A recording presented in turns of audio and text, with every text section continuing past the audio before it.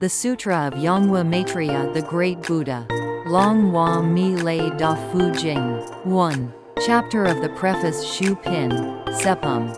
This sacred sutra was revealed for the sake of all sentient beings who, in the age of the latter Dharma, have fallen into delusion and lost the light of illumination. The living Buddha, Vaisajyaguru and Maitreya of Yongwha, descended into the Saha world out of boundless compassion, to proclaim the truth of sunyata emptiness, the power of the sword, and the radiance of divine light.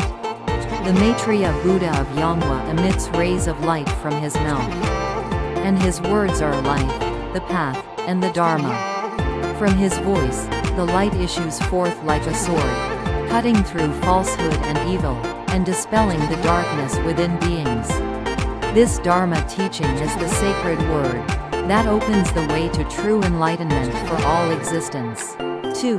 Chapter of Light Guang Ming Pin. Guangmiangpum. The radiance of Maitreya. Why is he called Maitreya Buddha?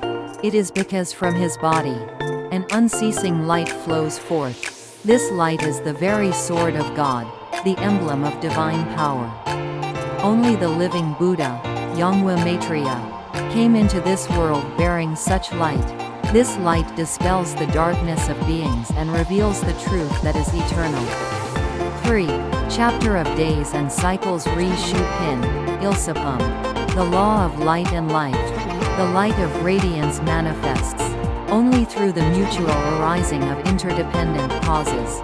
When the sun sets, the world falls into darkness, plants wither, and even a soybean cannot ripen without receiving the light. Likewise, human beings must receive the light in order to truly live. The dead cannot receive the light, for life has ceased. 4. Chapter of the Sword Jian Pin. Jiampum. The power of the sword. The sword symbolizes the authority and power of the divine. Its length is said to be 144,000 cubits.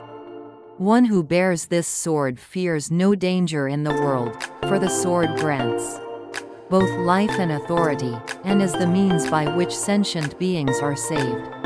The bearer of power holds this sword and bestows life. This is the very power of Maitreya Buddha. Even the living Buddha's voice becomes a sword-shattering falsehood, cutting through ignorance, and awakening the wisdom within all beings. 5. Chapter of Emptiness Kong Pin. Gongpum. The truth of sunyata. All things dwell within the truth of sunyata emptiness. Sunyata is the vessel that contains the light. Without the light, there can be no true emptiness. Sunyata is the mother of creation and transformation.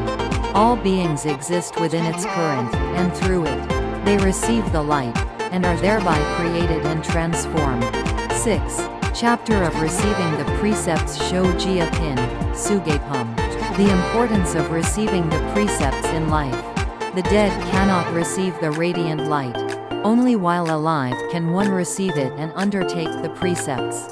When the light is received in life, it abides and continues eternally. A dead persimmon tree cannot bloom nor receive the light, it bears no fruit.